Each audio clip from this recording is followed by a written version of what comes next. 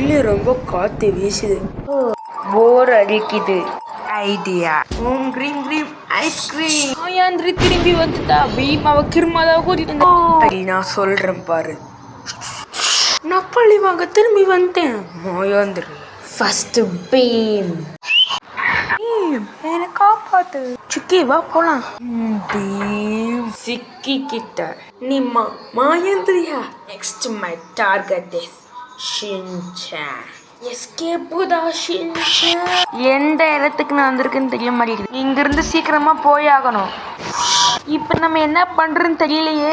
Invisible. Oh no.